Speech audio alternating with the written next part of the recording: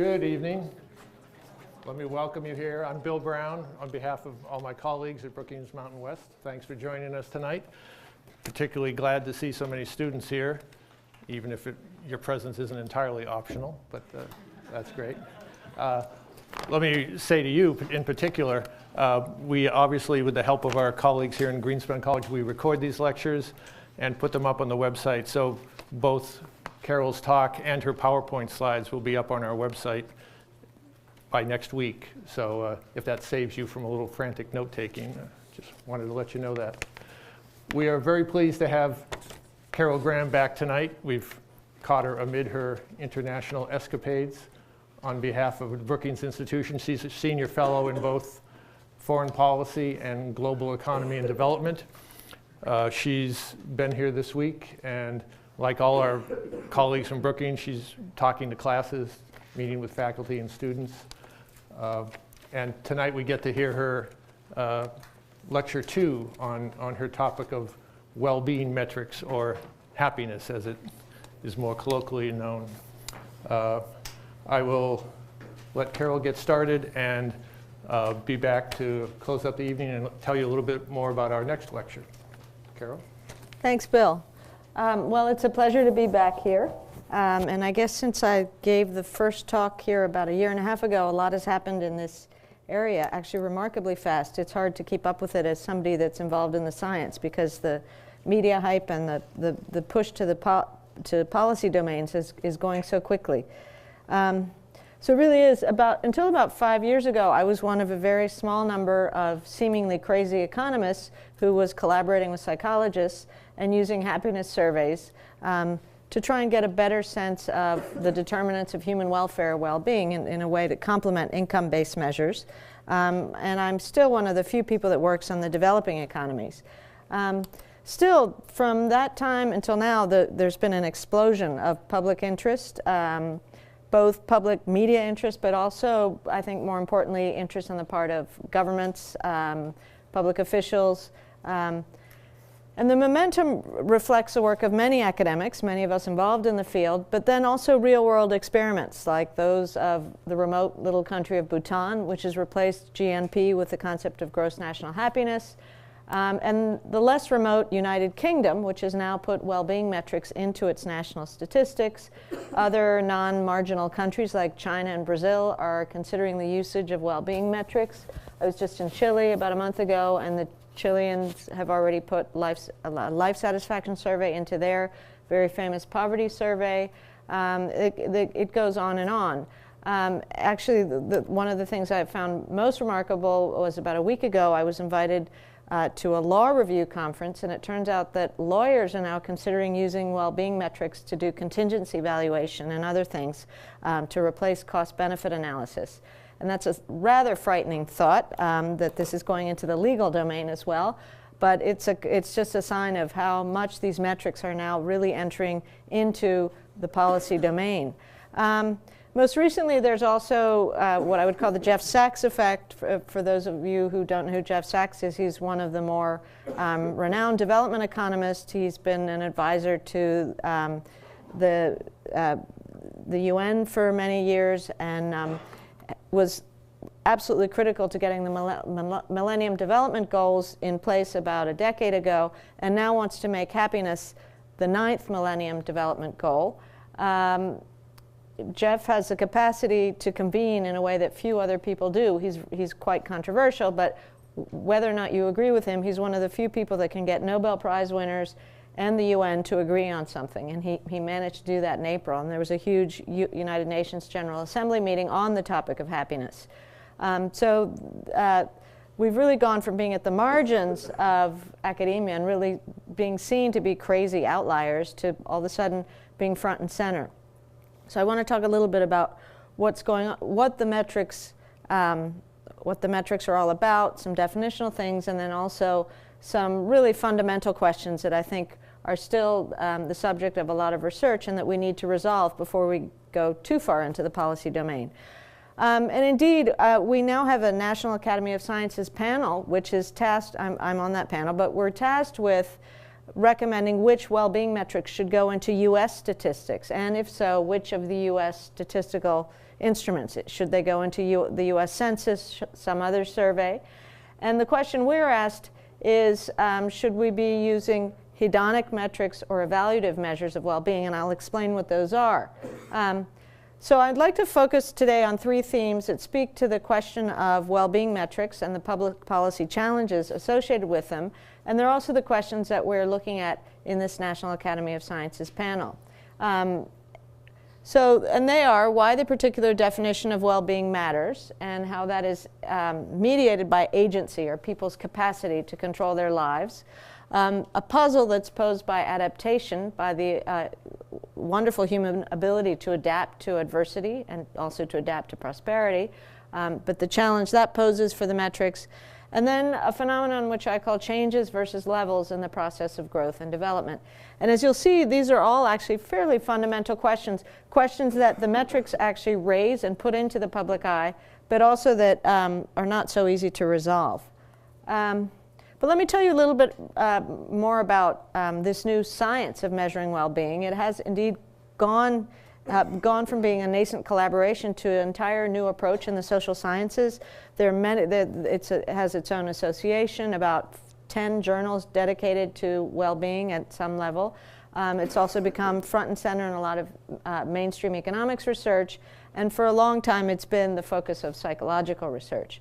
So this new science of well-being can answer questions as diverse as the effects of commuting time on well-being, why cigarette taxes make smokers happier, if you can believe it, that they do, and I'll explain why as we go through, why the unemployed are less unhappy when there are more unemployed people around them, and why people can adapt to things like crime and corruption and bad governance and retain happiness or positive levels of well-being.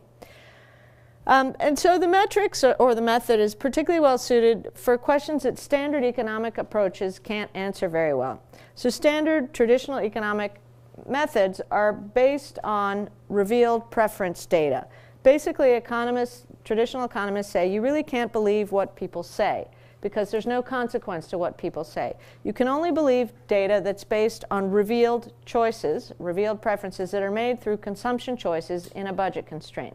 The idea being that that is real data because people had to make a trade-off to make that choice. But it turns out that that works for a number of consumption choices, things like the purchase of automobiles or the purchase of heating oil or whatever else it might be. But there are a lot of situations where people can't make choices, and there are several examples of this.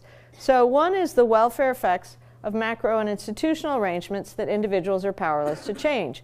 Think about macroeconomic volatility, inequality. How much choice did you have when the financial crisis was going on? How many revealed preferences could you make? Most people just lost a lot without really having the agency to do much about it. Inequality. What can any one individual do about high levels of inequality? I like to use the example of a poor peasant in Bolivia who is made unhappy or not by inequality. But short of emigrating or protesting, that person really can't do anything about the unequal conditions he or she lives in, and we don't have a choice to observe to measure the welfare effects.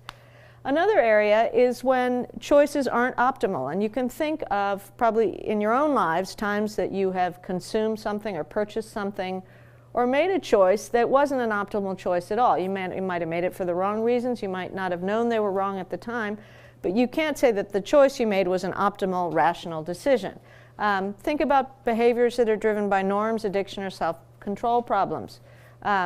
Obesity, for example. We find that the obese are less happy than the non-obese. But if their consumption were merely an optimal choice, that shouldn't be the case. Smoking. Smokers are less happy than non-smokers. Yet standard traditional revealed preferences would say that every purchase of a cigarette is a revealed optimal preference. There's also situations where the poor are constrained in their choices due to either low expectations or to very strong norms. Think about a person in the lower caste in India who doesn't send his or her child to school. Is that really a choice, or is that just a behavior that's driven by a very strong norm that's saying you're in a low caste, your child will be in a low caste, and that's the way it is? right? So there are lots of examples of situations when we can't observe a choice to measure the welfare effect of a particular phenomenon, but there very clearly are welfare effects. And these metrics are really good for doing that. So as the discussions have moved from empirical studies that aim to deepen our understanding of human well-being to whether or not happiness is an appropriate policy objective, I think there are a number of unresolved questions. And the most important, in my view, are what definition of happiness is most relevant and appropriate for policy. We're no longer talking just about crazy economists doing research on this stuff, but now we're talking about putting this into our statistics, even in the US. Don't we need to have agreement on a definition? How does that definition vary across societies? Is a US definition of happiness the same as that of somebody in Britain, or in China, or in Peru, where I'm from? And how do people's capabilities, or agency, their capacity to control their own lives, basically, how does that mediate the dimension of happiness or well-being that they think of when they answer these surveys? One of my recent books, not this one that I'm shamelessly advertising, but the one before that, was called Happiness Around the World, The Paradox of Happy Peasants and Miserable Millionaires. It turns out that the happy peasants may be thinking of happiness differently than are the quote-unquote miserable millionaires as they answer these questions. So I ask all of these questions in this most recent book, which is sort of a primer on all this, and I'll try and go through some of the terminology that's in the book, and also then just describe what we know from the metrics, and then pose some of the challenges. So happiness is a term that gets all of the attention. And indeed, the terms happiness, well-being, subjective well-being, and life satisfaction were until recently used interchangeably in the economics literature. I guess we economists are sort of blunt-tooled when it comes to words. We're much more worried about our equations. Psychologists, though, take much more care in distinguishing between these terms. And even now, as the economics work has become more sophisticated and also is starting to be applied to policy questions, we're getting much more careful about which terms we're using and which questions we're using when we do analysis. So happiness is the most open-ended and least well-defined of the terms, although it attracts the most public attention. Everybody wants to be happy, right? Happiness is also in the US Declaration of Independence, at least the pursuit of happiness, not the guarantee of happiness, but the pursuit of happiness. Open-ended happiness questions attempt to gauge how happy people feel about their lives in general. And from an empirical research perspective, it's kind of a nice question because it doesn't impose any particular definition of happiness on respondents. And so somebody in Chile will think of happiness as they might in Chile, and somebody in China will think of happiness as they might in China. And even though they may think of those things slightly differently, we find that the determinants of the answers are very similar across countries and cultures.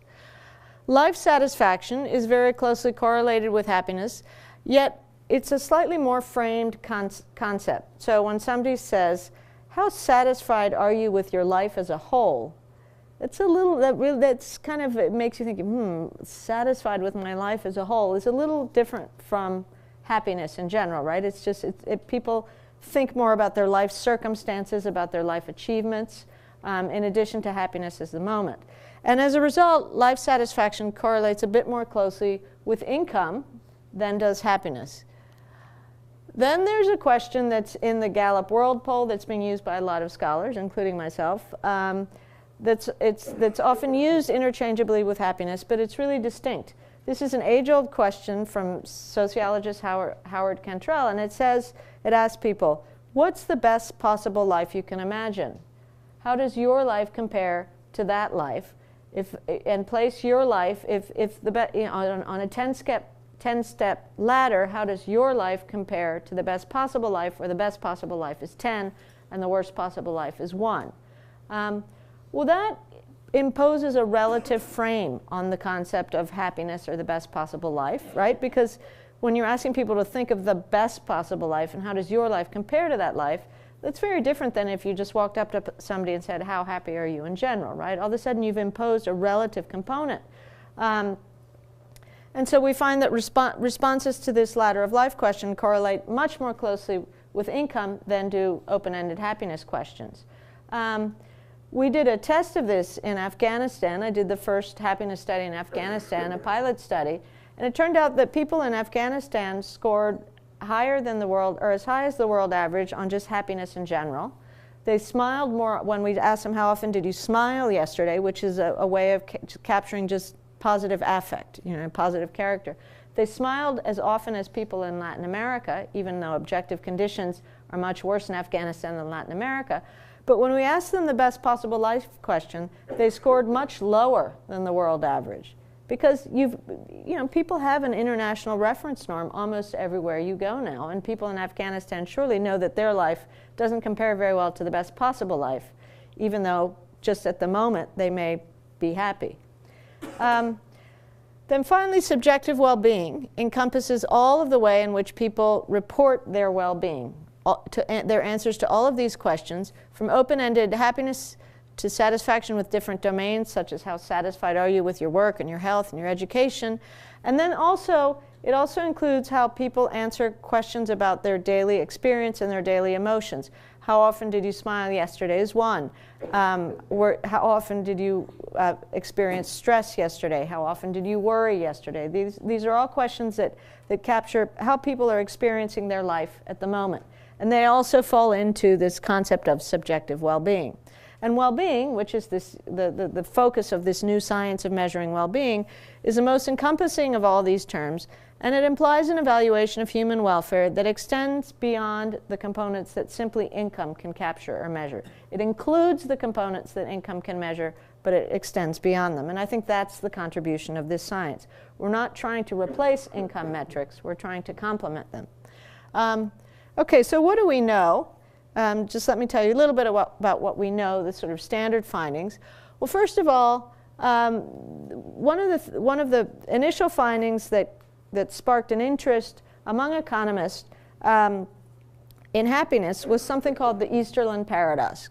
So Richard Easterlin was the first modern economist since, say, Adam Smith to think about happiness. And he found that as countries grew wealthier over time, average happiness levels didn't increase. In fact, Japan quintupled its income in 3 decades and happiness levels fell. The US had the fastest growth of any of the OECD countries for several decades, and happiness levels remained flat. And then if you look across countries in a cross-section, just a scatter plot at any point in time, you'll see there's some relationship between, this is GDP per capita adjusted, and this is percent above neutral on a life satisfaction question. There's some relation between happiness and income, but it isn't straightforward, right? And now there's a lot of debate about whether or not this is a paradox or not. In fact, this is based on an open-ended life satisfaction question. If you use the ladder of life question that I mentioned that correlates more closely with income, you'd get a steeper line. It wouldn't be perfect, but it would be steeper. So I argue that, in fact, if you look at this, you could conclude that there is or there isn't an Easterlin paradox, because surely the wealthier countries here are on average happier than the poorer ones, right?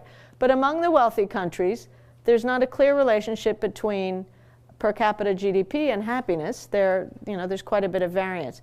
And there's even more variance among the poor countries. Look at this. These countries, Colombia and what country is this? Colombia and Egypt are roughly the same in per capita GDP, and look at the difference in happiness. Or say Colombia and Romania. Romania is richer than Colombia, but Colombia is, look how much happier. So what drives this? Well, first of all, when we do country averages, there are a lot of things we aren't controlling for. There are a lot of unobservable differences across countries that are simply captured by per capita income, but not completely. So public goods, right? Public goods vary a lot across these countries. The Latin American countries are all democracies. They all have reasonable levels of public goods compared to, say, Iraq, Pakistan, and Tanzania. And those things drive happiness levels up, because things like freedom, good environments, and all kinds of other things are correlated with happiness or well-being. And they don't correlate exactly with income. And why is there more variance? Well, because these countries, these wealthy countries, for the most part, have comparable levels of public goods. You could say the US has a less good health system than Norway, but the difference between the US and Norway is a lot smaller than the difference between Belarus and Colombia on, say, health, the health system or democracy. A lot of these countries at the bottom are countries with no political freedom, a lot of violence, and a lot of other bad stuff, and that shows up in their happiness rankings. These countries up here, for the most part, have good public goods, lots of freedom, and a lot of things that are good for happiness. Then finally, one of the problems with country averages is that we're not controlling for cultural differences in the way people answer surveys, right? So we're just averaging everybody's score in a particular country. And so what you get differences. For example, the curmudgeonly French, right? My grandmother was from Paris, and I always thought everybody in Paris was in a bad mood, even though they lived in such a beautiful city. Well, they take pride in being rather, not too cheery. Meanwhile, in the US, people are more likely to say, have a nice day, even if they don't mean it. In fact, a British friend of mine got so tired of people in the US telling her to have a nice day that she started saying, thank you, I have other plans. And then, look at all these look at the cheerful Latin American countries. I mentioned I'm from Peru. Well, Latin America is a cheerful place. It's a good place to live. People are basically, upbeat, and that shows up in their surveys. So some of what you see with these scatter plots are just cultural differences in the way people answer surveys, among these other things. Where we're really much more robust is at the individual level. Everybody loves country averages because everybody wants to know where their country ranks. But in the same way, people want to know how states rank or cities rank. But really where we get robust is when we look at the individual level, because at the individual level, we look at hundreds and thousands of individuals. We control for all kinds of socioeconomic and demographic traits, their age, their income, their health status, their employment status, the country they live in. We cluster the errors by the country they live in so that we control for these country level differences. And then we can look at how happiness varies. So when we look around the world, here is one of the most consistent relationships, and it's one that will make you happy or sad depending where you are. So it turns out, this is happiness and age. This is based on Latin America data, but I've studied this everywhere from Afghanistan to Africa to the US, Europe, Russia, and this U-shaped curve holds. This is controlling for health and for being in a stable partnership, both of which are very important to well-being. But it turns out your 20s and 30s aren't it, and that after a low point in sort of the mid to late 40s, that varies a little bit by country and region, people actually get happier as they age. In fact, they get monotonically happier until they die. So what explains this? Only an economist could say that, right? So it turns out that there are several things. One is there's kind of an aspirations aligning with reality. If you haven't figured out what you're going to be when you grow up by the time you're 47, you probably should. There's also the middle-age years, which tend to be a double burden of often children, teenage children, and aging parents at the same time. That a lot of people face that in these years.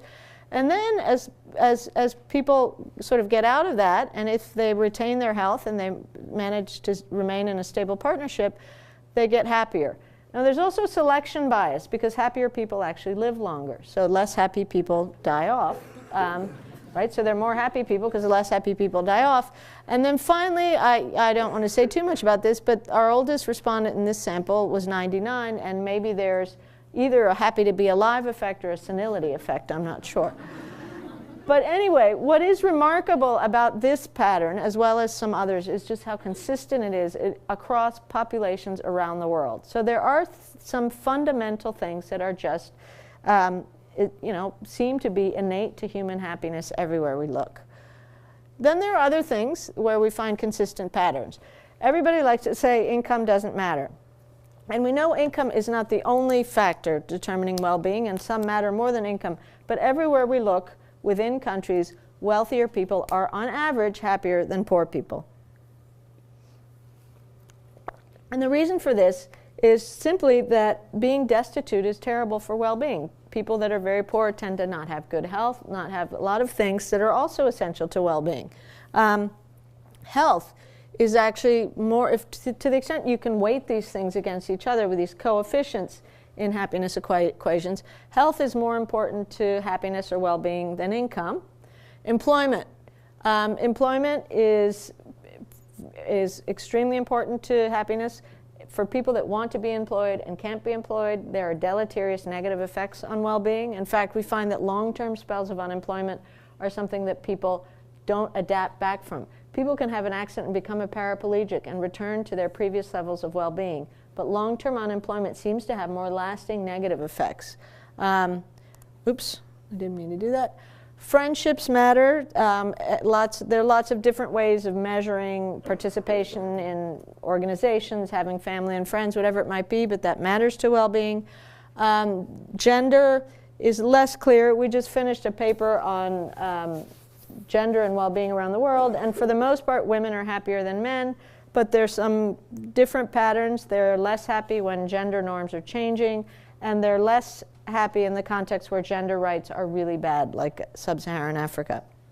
So because of these consistent patterns in some standard variables, we can then explore the happiness or well-being effects of things that vary, such as commuting time, environmental quality, the inflation or the unemployment rate, the nature of governance, obesity, crime and corruption, cigarette smoking, exercising, more. It doesn't matter. There's so many things that vary a lot more across people than their age, their income, and their employment. And we can see how these things affect well-being, controlling for the standard variables that have very stable relationships. So to some extent, the world is our oyster, and we can sort of measure the well-being effects of everything. Well, that would be nice, but here we get into slightly more complex territory. So why does the definition of happiness matter?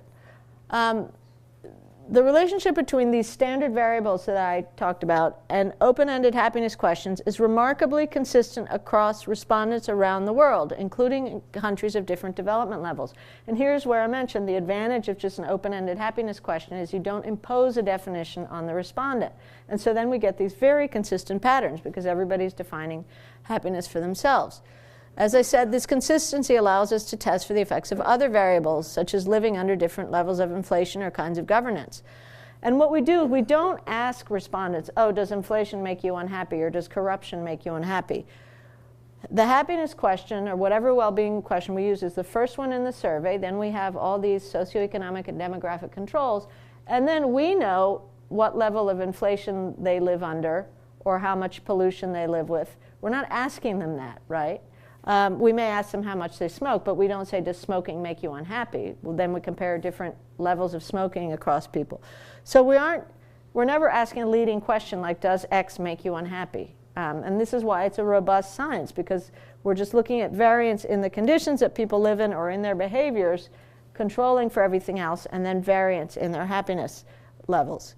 So this works very well from a research perspective. But policy is more complicated, and policy is driven by factors ranging from ethical norms to aggregate welfare objectives to cultural differences. And all of these things are going to influence the definition of happiness that matters, right? That's chosen either by individuals or by countries or by governance. There's a chapter in my book where I say, okay, should we have Bentham or Aristotle sitting in the statistics office? They had very different definitions of happiness. So there's broad agreement among scholars on two related but distinct dimensions of well-being. And each could have very different implications for policy, which in turn could vary on the country context. Jeremy Bentham's concept of welfare was maximizing the contentment and pleasure of the greatest number of individuals as they experience their lives. That is, people feeling happy on a day-to-day basis. And this falls under the general rubric of hedonic or experienced well-being. Aristotle, meanwhile, thought of happiness as eudaimonia. He didn't think you should seek happiness. He thought you would find it. Eudaimonia is a Greek word that combines two concepts, eu meaning well-being or abundance, and daemon meaning the power controlling an individual's destiny. This falls under the rubric of evaluative well-being, and it implicitly includes the opportunity to lead a purposeful or meaningful life. So hedonic metrics are better for assessing quality of life and life at the moment. Things like how people are dealing with a certain health condition, or how does how does commuting time affect people's daily experience? Those kinds of questions. Evaluated well-being is better for assessing people's capacities to make choices and to seek fulfilling lives. And one can imagine that both of these could be relevant in the policy domain depending on what you want to know. And this is what we are trying to come up with recommendations with in our National Academy of Sciences panel. So my research focuses on the question of how does agencies or people's capacity to pursue or seek fulfilling lives mediate the dimension of well-being that matters to them. And I've found a lot of this empirically. Lacking capacity, either due to government restrictions or a lack of wealth or education, people may place more value on simple day-to-day experiences such as friendship and religion. I think a lot about the Afghanistan example, right? That you might smile more yesterday, you may be happy at the moment, you're alive, you've got your friends, you've got your family, but if people say, how does your life compare to the best possible life, and you start thinking in these other broader dimensions, then it can be different. Meanwhile, those with more capacity may have less time and interest in day-to-day experiences, particularly if they're focused on some overarching objective or achievement. Think about a brilliant scientist trying to cure cancer. He may actually be pretty moody lots of days, particularly if his her lab experiment didn't work out that day. But yet, when he or she is asked to evaluate their life as a whole, they're going to have this purpose or meaning as part of that evaluation, and they will likely have a much higher life evaluation score. And there's some empirical evidence that bears this out. There's a recent study by Danny Kahneman and Angus Deaton in the Proceedings of National Academy of Sciences that compares income versus each dimension of well-being. And they find that income and experienced well-being, this hedonic daily component, correlates up to median income, $75,000 a year, and then the relationship tapers off. Income doesn't seem to matter anymore.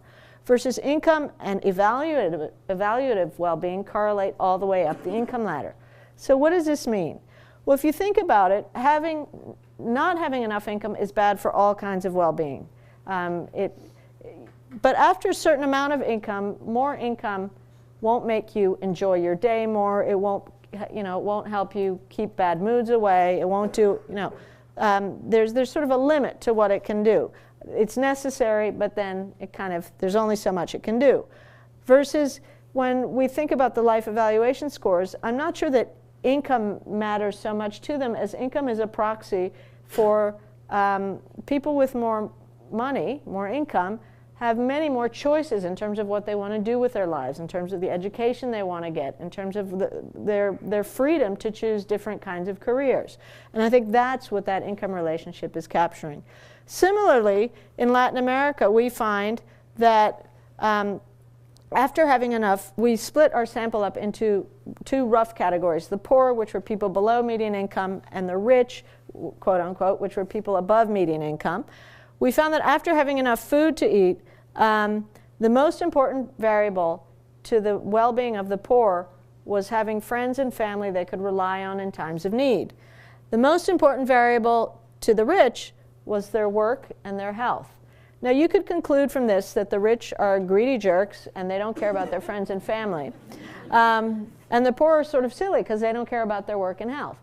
It turns out that's not the deal at all. The friends and family are basically the safety net that the poor have in the absence of other things to survive, right?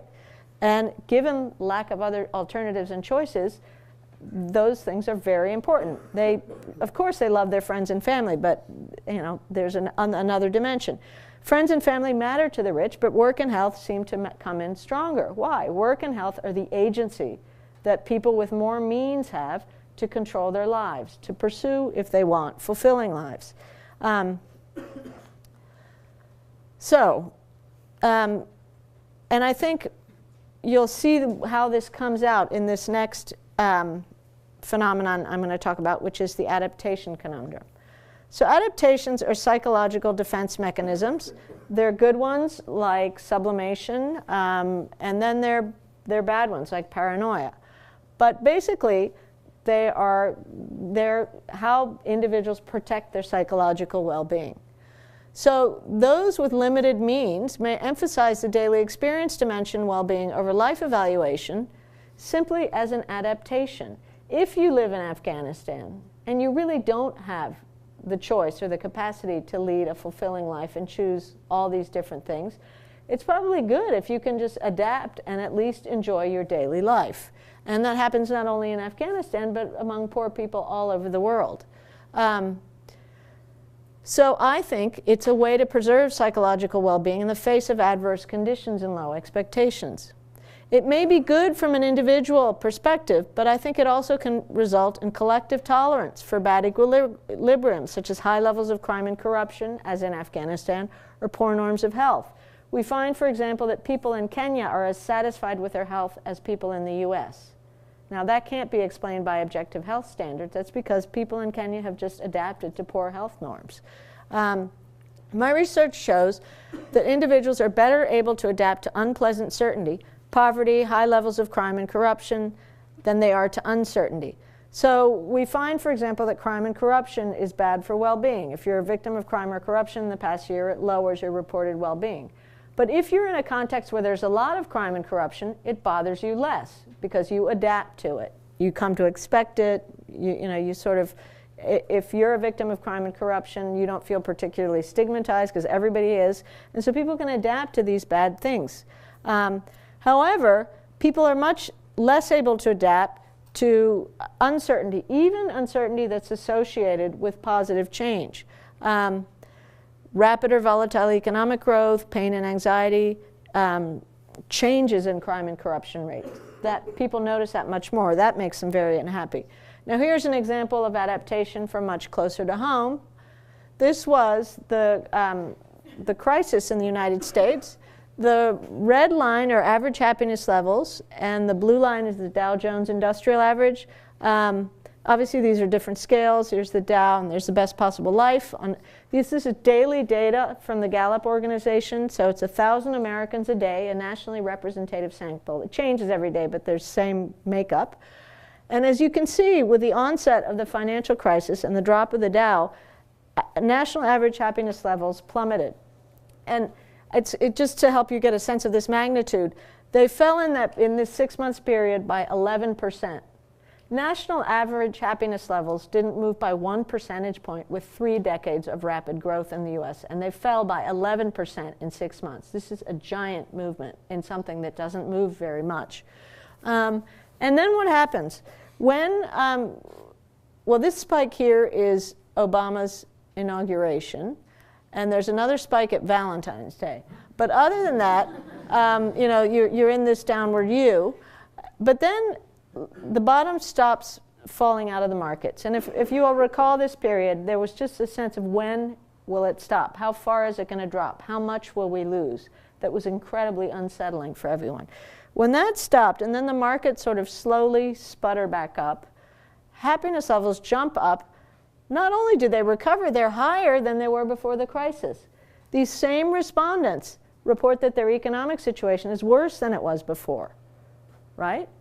So they're happier even though they've lost part of their wealth. But what do they have? They have certainty. They no longer have this uncertainty that was so bad for well-being.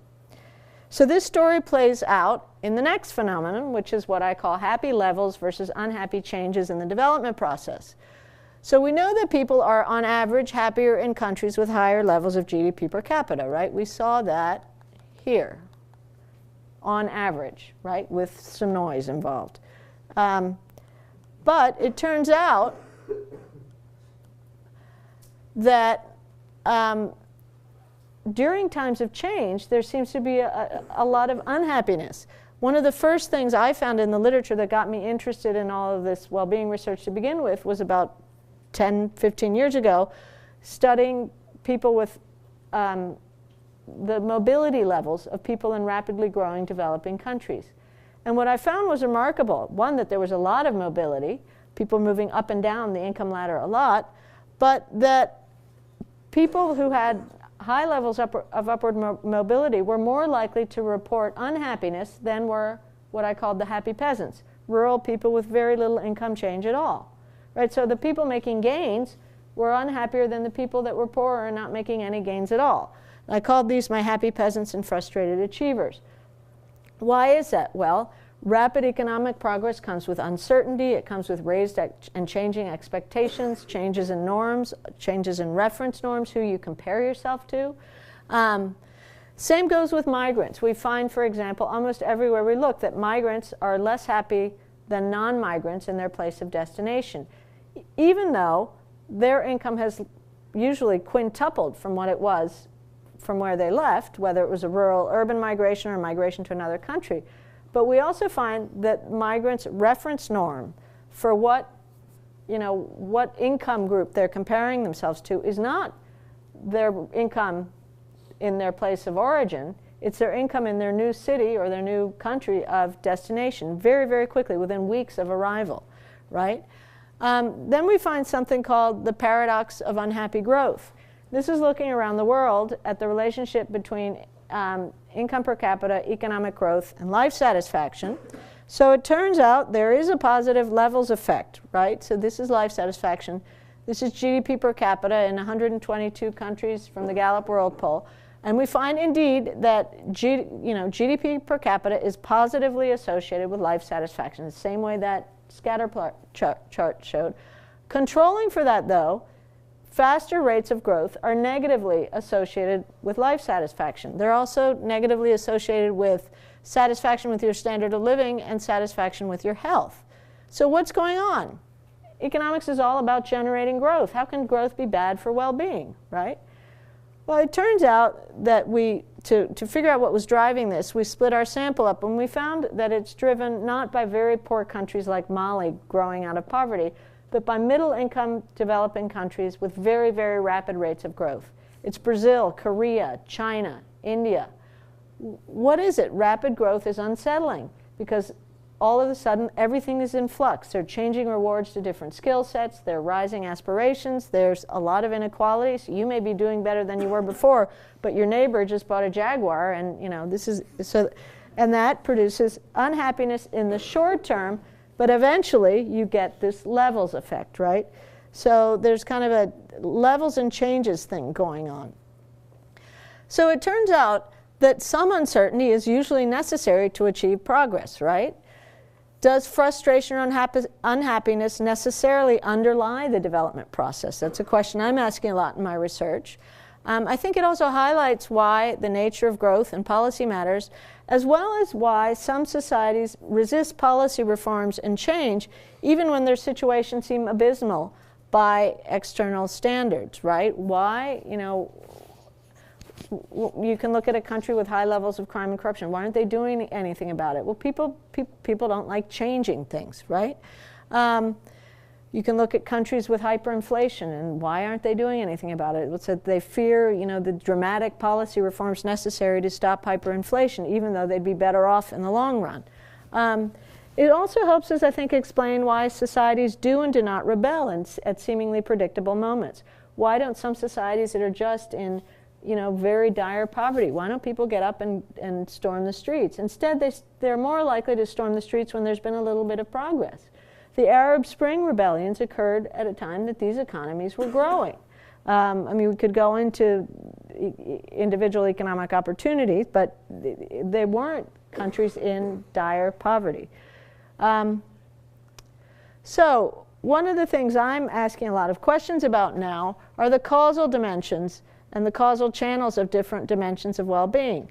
And thinking about this question, do you need unhappiness or frustration to drive major change? So we're doing work on unhappiness and intent to migrate, asking the question, maybe these migrants aren't unhappy when they arrive. Maybe they were unhappy before they left, and you needed to be unhappy to make this major decision to migrate to another place. It turns out that's what our results show. People from at least our original results show that people who intend to migrate from Latin America are on average wealthier and more educated, but less happy than people that don't intend to migrate. They're frustrated achievers, so to speak. We're looking at well-being trends pre and post the Arab Spring rebellions to see, did unhappiness underlie the rebellions? What's happened to those trends since? Did unhappiness drive the change, or does the change drive unhappiness? We're also looking at different dimensions of well-being and longer-term outcomes and behaviors. So here back to this kind of hedonic or experienced well-being versus evaluative well-being.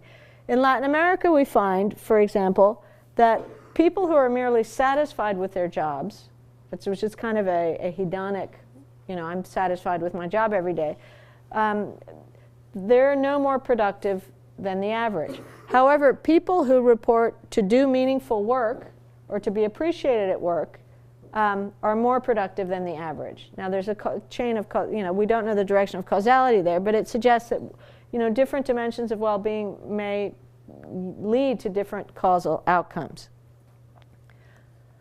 So now we're jumping into the policy realm, whether we're ready or not, right? I mean, those of us involved in the science, on the one hand, it's exciting. On the other hand, we're saying, but wait, we haven't answered all these questions yet, and everybody's jumping to make happiness the 9th Millennium Development Goal and to put it into our statistics.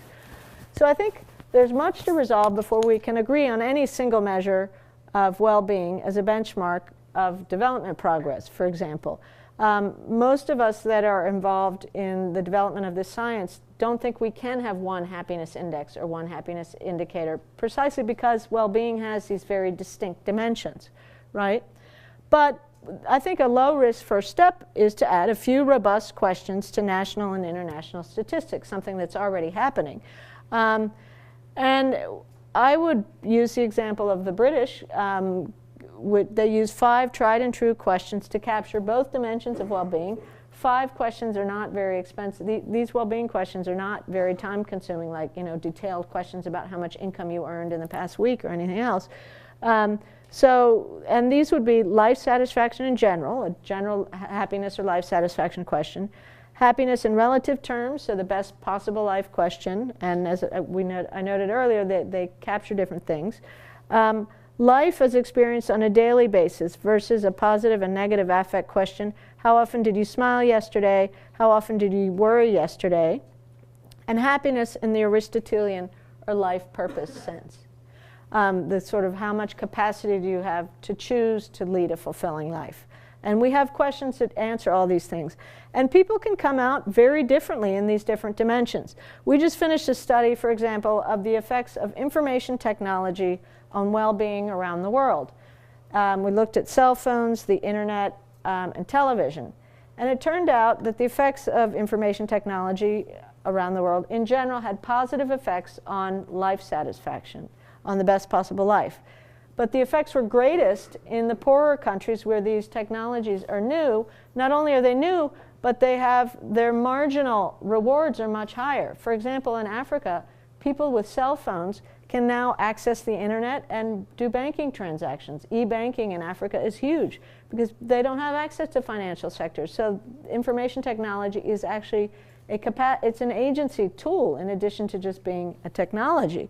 So there were these positive effects on life satisfaction in these poorer contexts, but there were also negative effects. Stress and anger also increased at the same time.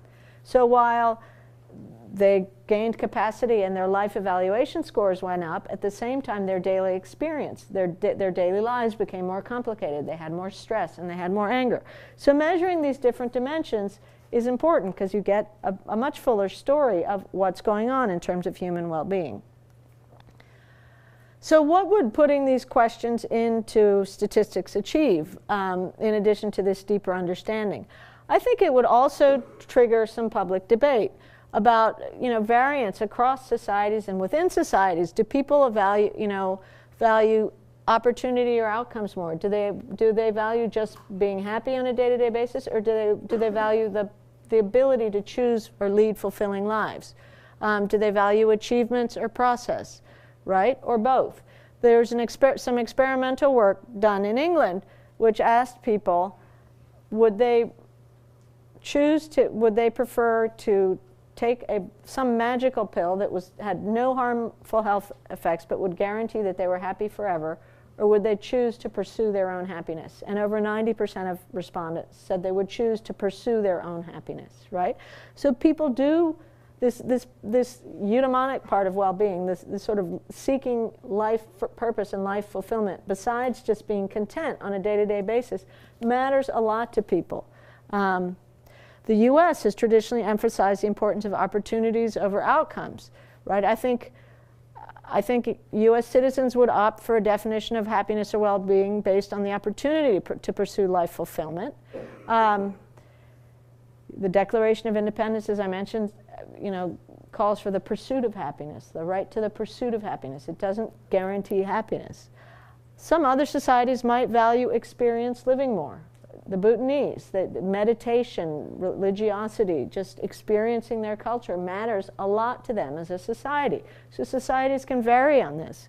But if you're a society like the US for whom opportunity, individual initiative, and achievement is important, promising the opportunity for life fulfillment also requires providing citizens with the tools and agency to seek that life fulfillment, right? You can't just have a society where you're telling everybody they have the right to pursue a fulfilling life and only 10% of the people have the agency or the capacity to do so, the education and the other means.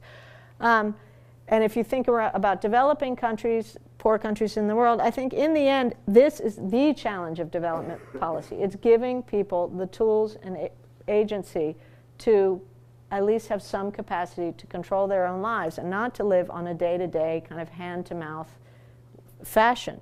And in the end, it may be the worst kind of an unhappy society that promises life fulfillment but doesn't provide the opportunity to achieve it.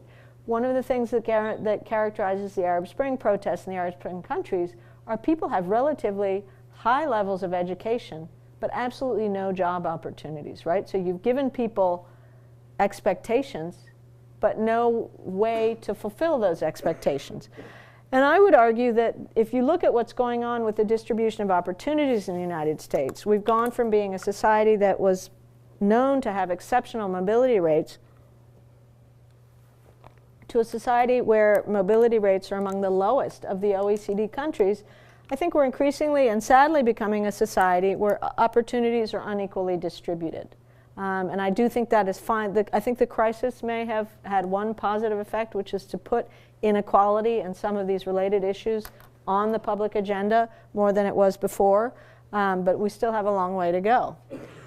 Okay, and then just lastly, to conclude, I've probably gone on too long. Happiness is in the end a much more complicated concept than is income, which has been our standard benchmark of progress. And yet people seem to be grabbing on to this happiness concept. I think probably because it captures so much more about life than just income can capture. It captures more about what people care about, including life fulfillment.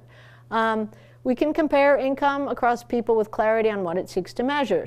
But with happiness, we've got still to work on this, really achieving definitional clarity. We would never impose one definition or the other on individuals or our society, but I do think we need to be clear on what we're measuring and what we're telling, what the results mean in terms of what we're measuring before this really gets into public policy debates. In addition to the definitional issues that I've spent so much time on, there are a couple of other things that I think, things you all can think about because people will come out on them differently. One is cardinality versus ordinality. That, again, sounds like a Noinke economist speaking, but think about this in real terms. Okay, when we ask these questions, we're not, these scores, whether it's 1 to 4 that goes from very unhappy to very happy, or 1 to 10 with the best possible life, these are ordinal categories, right? People put them in one category versus the other. We're not saying that a 10 is 10 times more than a 1. There is no cardinal value to these responses. But if we think about policy, right, do we care more about reducing misery or raising aggregate levels of well-being? Do we care more about making somebody who's really miserable better off versus somebody who's already happy, very happy, right? In the same way, when we think about poverty, right, reducing poverty is one targeted objective of macro policy, and it matters a lot because people who are poor are more in need than the average.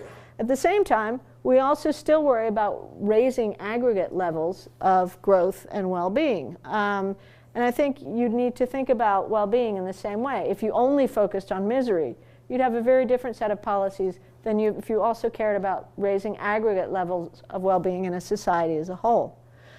Then there are also intertemporal issues. Interestingly enough, the lawyers now are criticizing cost-benefit analysis, and there are all these things called like the statistical value of life and things that they use, and they're based on people making hypothetical choices. How much income would you be willing to trade off to reduce your probability of risk of dying in a risky job or whatever? And it turns out people's responses to these questions are a mess because they're very hypothetical and people aren't good about predicting the future, and so they're not very good. And they're saying, well, look, with life satisfaction questions, you can measure things in real time and compare the well-being levels of people in different levels of risk, for example. But I'm not so sure that that's really the case because, yes, you can, but I think there's still intertemporal issues that we haven't resolved. When somebody answers a question about their life as a whole, are they thinking about just their life, or are they thinking about their children and how their children are and what their children will achieve? I certainly do, right? And there are intertemporal issues in the same way. From a daily experience sense, we find that for a lot of people, their time with their children isn't as happy as they would have predicted ex ante. Driving to soccer practice on a busy, crowded afternoon isn't usually a lot of fun, or having a 2-year-old having a tantrum in the streets of on the aisles of the grocery store usually doesn't do wonders for your well-being on a daily basis.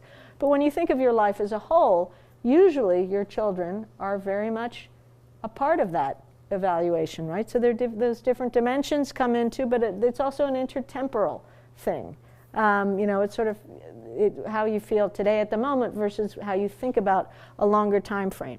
And so policies would also be distinct. For example, should policy be concerned only with how people experience their daily lives? I don't think so, but I think it can be concerned with how people experience their daily lives. We certainly, knowing that commuting time is so awful, isn't it good to think of ways to either make commuting time better or to discourage people from living so far from their jobs or whatever it might be, or getting better public transportation so there aren't so many people in traffic and cars.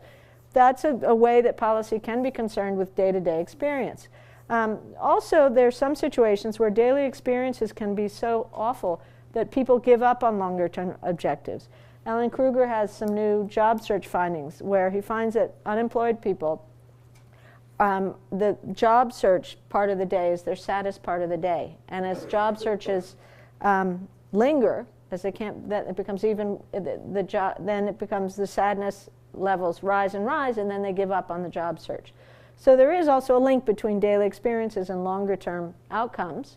And then also I think daily experience measures are very good for understanding particular kinds of quality of life issues, such as end-of-life care, different caregiving arrangements. We can make people's lives better on a daily basis just by understanding small nuances in their lives. There was a proposal in Britain to close all the rural post offices, for example, basically saying, think about it. Rural post offices are far away. They're expensive to deliver mail to. They don't deliver much mail. There are not many people. And so from a cost-benefit budgetary analysis, it made a lot of sense to do that. But well-being metrics showed that the visit to the rural post office was the most important part of most people's lives in isolated rural communities, particularly the elderly. And it was not only important to their well-being, but to their health. Because we know a lot about isolation and deteriorating health in older age. So again, the metrics gave us a very different interpretation on what a particular policy might mean on a daily experience sense. That said, I think eudaimonic well-being, I think people's capacity to make choices and to lead fulfilling lives is more directly relevant, at least as a policy objective. We were going to think about what dimension of well-being should be a major policy objective. I personally lean towards the latter, but that's a normative sort of preference of mine, and people may think very differently. So with that, I'll stop, and hopefully this will spark some questions. Yes, I think it sort of indirectly talked a little bit about this, but one of the things that I work around is balance and sustainability, and I think you did sort of allude to that a little bit, but it seems like people that are maybe in a more balanced relationship or a balanced situation may have a happier index. I'm not sure, but then the other side would be sustainability, and that may have more to do with next generation and so on, or longer term views, but I notice, I don't feel those things get enough inclusion, but it seems like there's some of that in yours, but I Yeah. don't Well, see that. there's a lot of selection bias, right? So in terms of balance, that there's, along with all these environmental factors, there's a distribution of character traits across people, and there are people that that seek more dramatic lives, and people that don't, and so that will affect their well-being, whether they're sort of matched with what they're prone to seek. There's also an age distribution of that. It turns out that younger people, like all you students in the room, they need more dramatic events to make them happy. They need loud music and long parties and bungee jumping and whatever it might be. And that as people age, they seem to enjoy calmer, less dramatic moments more. Then there are crazy people like me that still need to ski down black diamonds, so maybe I'm not balanced because I probably am too old to be doing that. But so there's that sort of plays out. But yes, and when we look across countries, we find that countries with more security, with better public goods, better health insurance, aggregate well-being levels are higher, and that's very much a sustainability story. So, I would agree with you. It's, You mentioned that income levels, once they reach a certain point, happiness kind of like tapers off, doesn't continue to rise. Like what income level around would that be for the United States? well, that's with daily experience metrics, and that tapers off at median levels of income, which are $75,000 a year.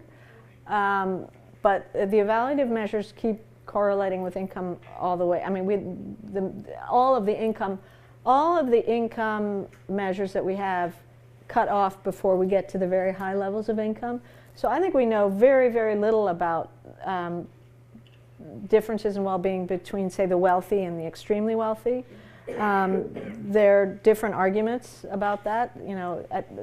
Some people say that there's almost a greed effect, that as people get wealthy, really wealthy, they enjoy money more, they know how to enjoy it more. There is some evidence that altruism is highly associated with well-being, and so that it could be that it's altruistic wealthy people that are happier than non-altruistic wealthy people, but we don't have good evidence on that yet. It's be worth pursuing. There's always nobody who ever wants to report their income, so that's not if they don't have to. We have time for a last question? Yeah, there's one back there. Please. Is this research being used to especially the purposive happiness? Is it being used to try to engage young people into civic engagement kind of things in education? Not explicitly in this country, as far as I know. There's a wonderful experiment in Brazil, which has put the pursuit of happiness into its constitution. But this is a more local level experiment where they conducted well-being surveys at the community level, and they had college-age kids implement the survey, so they actually learned how to survey. They picked up a skill, and then they released the results to communities at community-level meetings. And it's remarkable how much it seemed to wake people up. I mean, some of the findings are so intuitive that you think, what's the big deal? But people don't think about these things very much. And so, people in the community were like, oh, actually, being at community meetings is good for well-being, or, my health is important to my well-being beyond it just being health.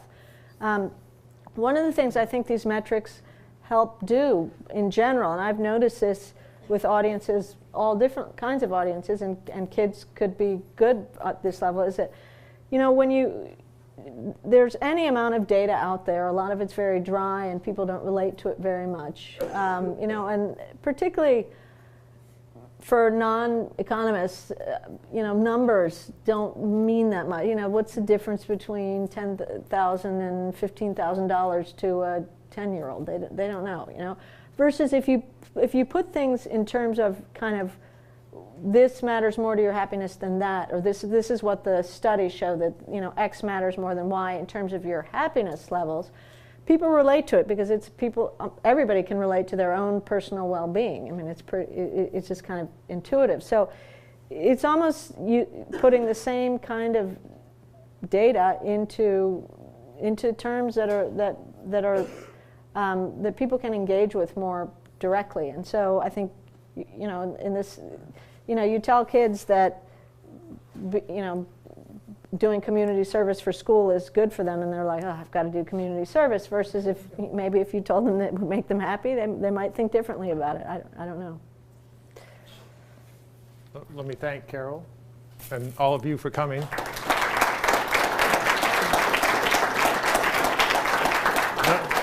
Nobody asked the question I would have asked, and which I'm sure you get all the time, which is, what's the happiest place on earth, right? And if anybody says Disneyland, you have to leave. Is there a happiest country? Denmark consistently scores as the happiest country. But that could be also there could be a cultural tick in the way that they define happiness that pushes their score. But Denmark's a pretty nice place to live too. So. You all know where you're going on your next trip. Yeah, Tivoli Gardens. I didn't say Disneyland. Right.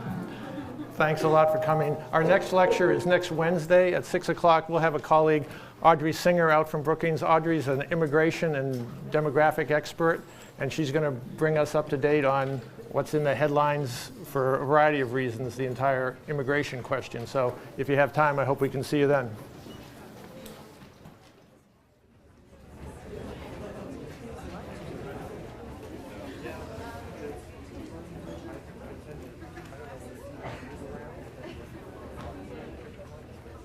feel like